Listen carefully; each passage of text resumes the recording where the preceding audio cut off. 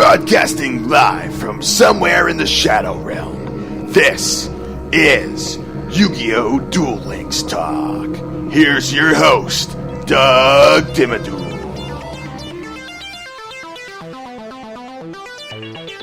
Hey there, and welcome to another episode of YuGiOh Duel Links Talk. Today we're going to do something a little bit different.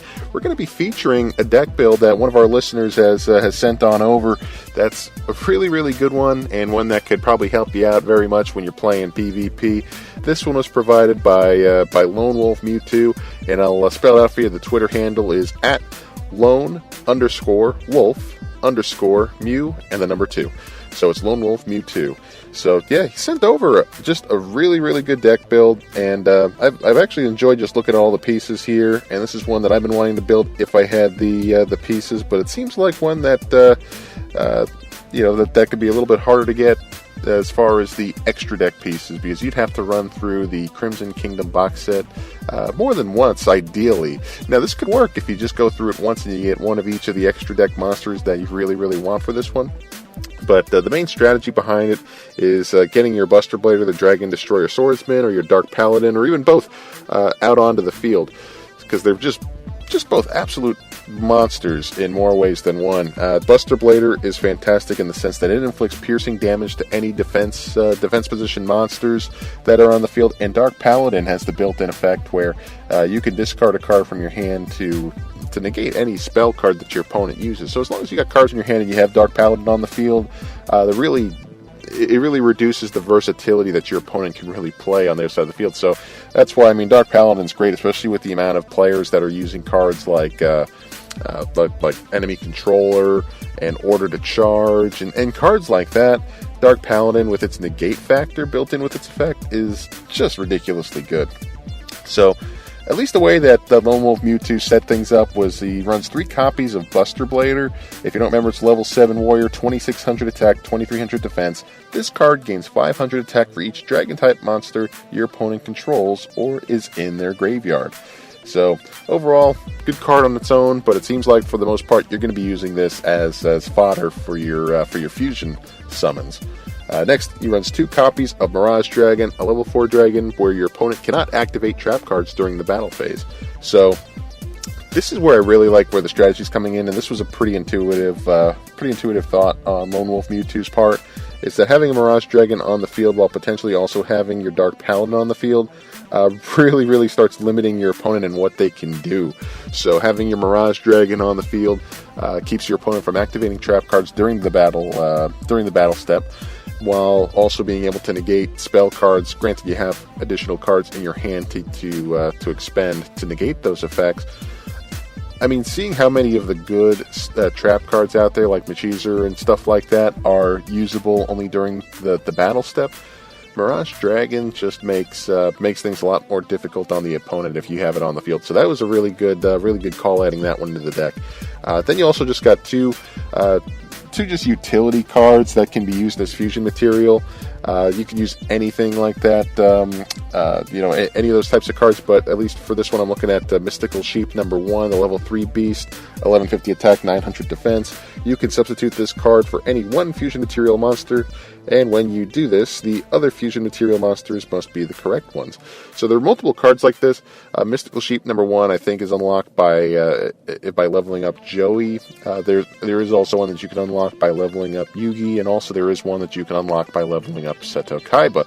So whatever fusion material utilities you could throw in there, looks like in this deck there's 2 of them that are being run, so there's nothing wrong with that. I think that's a pretty good balance, considering that you do have all of the other pieces for your potential fusions just sitting in the deck as it is.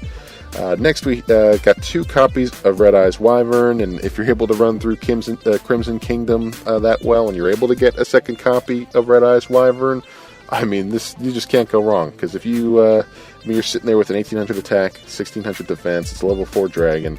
It's got an effect to essentially get a Red Eyes Black Dragon out onto the field, but this deck does not utilize that, because there's no Red Eyes in this deck. But the next one, you do have 3 copies of your plain vanilla Dark Magician, level 7 Spellcaster, 2500 attack, 2100 defense. Now we're going to move on to the spells and the trap cards, we have 2 copies of Emblem of Dragon Destroyer. So this is a normal spell card where you add 1 Buster Blader from your deck or graveyard to your hand. So I like this one because of that second part of that sentence there, where you're able to also basically recycle your Buster Blader from your graveyard using Emblem of Dragon Destroyer. So that this will at least allow you to hopefully combo back into doing additional fusion plays, or hopefully being able to take advantage of maybe even getting your Buster Blader out onto the field if you have some of those other dragons that are sitting there, like a Red Eyes Wyvern and a Mirage Dragon. So I don't know, you could really stack your side of the field, but at least what I'm thinking is pulling it from your deck or graveyard just really allows you to get one piece into your hand rather quickly to try and getting your fusion plays going.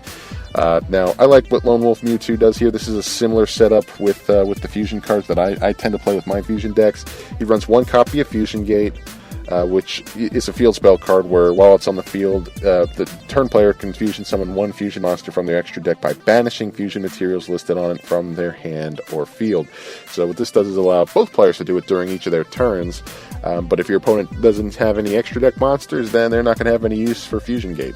But at least what Fusion Gate does, well, even if you got more than 1 potential fusion play in your hand, you're able to maximize it to the best of your ability and even get 2 fusion monsters out onto the field in the same turn, which is nice without having to rely on multiple polymerizations. Next, he also runs a copy of Fusion Sage. A lot of people don't like this card in some cases, but I really like it just for the fact that you're able to thin your deck quicker by using this card. But what it does is you add 1 polymerization card from your deck to your hand, then shuffle your deck. So it's a searcher. You search out a polymerization, but also at the same time too, you end up at the end of the day having 2 cards out of your deck instead of just 1. So I like the thinning factor. And then, of course, you got your standard polymerizations. Lone Wolf Mewtwo runs 3 of these, so you fusion summon 1 fusion monster from your extra deck using monsters from your hand or field as fusion materials. So, gotta have that. Then we're going to move into some of the trap cards here. He's got Riryoku Field. This is a pretty good one. It's a counter. When a spell card that targets exactly 1 monster on the field and no other cards is activated, negate the activation, and if you do, destroy it.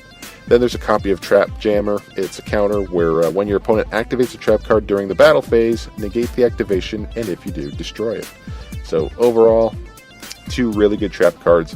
But now let's get to the main focal point, and that is the extra deck. I know we touched on it in the beginning, but I want to really get into the details here. The first extra deck monster is Buster Blader, the Dragon Destroyer Swordsman. It's a level 8 warrior fusion, 2800 attack, 2500 defense, and what it requires is 1 Buster Blader and 1 Dragon-type monster. Must be fusion summoned and cannot be special summoned by other ways. This card cannot attack directly. This card gains 1000 attack and defense for each Dragon-type monster your opponent controls or is in their graveyard.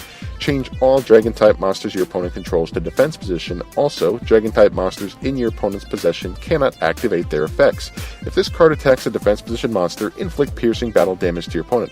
So this card overall is just, I mean, it's just a win condition on its own if you're going up against the Dragon deck.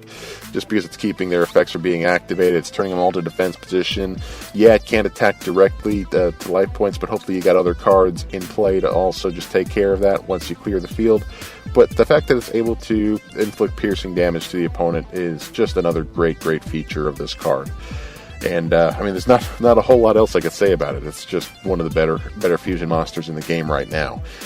Next we have Dark Paladin, level 8 spellcaster fusion, 2900 attack, 2400 defense. It requires a Dark Magician and a Buster Blader.